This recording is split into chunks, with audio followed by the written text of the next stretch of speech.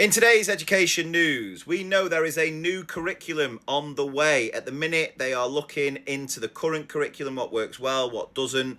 They've released an interim report. Let's have a look at what they found. The first point it makes here is that the report says that the curriculum is broadly a good one that most parents back, because we know the people who are experts when it comes to what a good curriculum looks like are parents. What?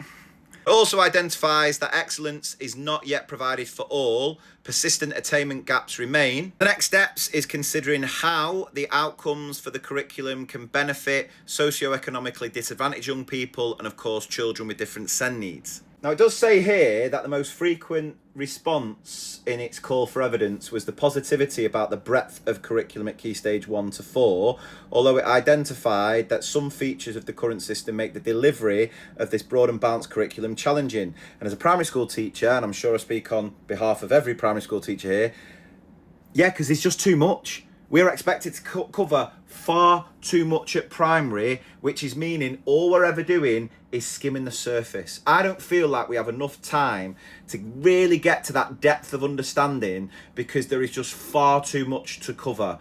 And so that's all we're doing at the minute. So it needs stripping back so we can do more with less to get that deeper understanding, which is sort of backed up here, saying that at Key Stage 1 and 2, it's hard to balance that depth and breadth. It's reported to lead to a struggle to cover all the content with sufficient depth, which negatively affects pupils' ability to master foundational concepts, which I could not agree more with. So like I say here, it does say that while the curriculum has a large variety of subjects, there can be a challenge to address them all adequately, meaning that it's the art subjects that feel they are getting squeezed. Point here about a continued support for high quality knowledge rich curriculum is interesting. Now, I don't know about you, but I find this knowledge rich curriculum thing to be quite patronizing, because I'm a teacher of over 10 years, right? I was teaching since 2007, and the way some people go on about this knowledge rich curriculum makes it out like it's a brand new thing, getting kids to know stuff.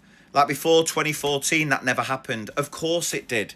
And I worry that it has become a bit of a bandwagon in some schools, this knowledge-rich curriculum, death by knowledge organisers, where the only thing is about getting children to remember facts and acquiring knowledge, which of course is imperative, underpins everything. But what are we then doing with that knowledge? How are we applying it to solve problems? And for me, in England, there seems to be this naughty word now that you cannot use anymore. And that word is creativity. I have to say it quietly because if someone on Twitter heard that, they'd give me a right onslaught, because it's not a real thing. If you're being creative, you're neglecting knowledge. No. I don't think you can be skillful or creative at anything without knowledge. They go hand in hand. My definition of creativity is acquiring knowledge, then applying that knowledge to solve problems. And I think some schools are doing so much of the acquiring knowledge, but not so much the application of that knowledge to solve problems. This point here about the curriculum needing to keep pace to include a renewed focus on digital media literacy, I think is bob on.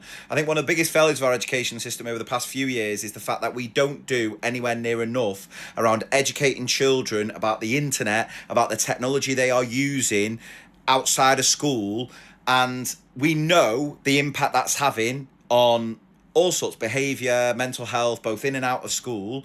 So putting a bigger focus on this might help the next generation not make the same mistakes we've made, where we allow the algorithms of social media to influence us, to vote a certain way, vote for things that are making our lives worse. Maybe they can learn from our mistakes. Now, obviously, there's points made about GCSEs, A-levels, but as a primary school teacher, I'm just going to finish talking about this point about SATs being seen as an important tool.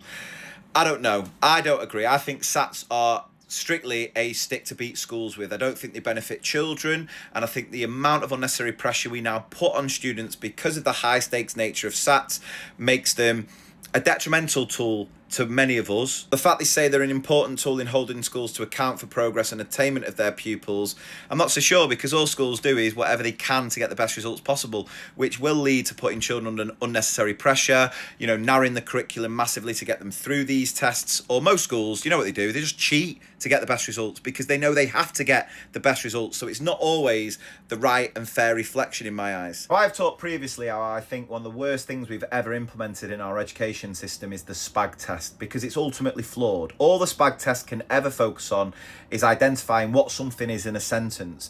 It doesn't focus on how you can use a particular feature for a particular effect in your writing. And I genuinely think it is going to hinder a generation of kids when it comes to writing, and it's turned them off writing, if I'm being honest.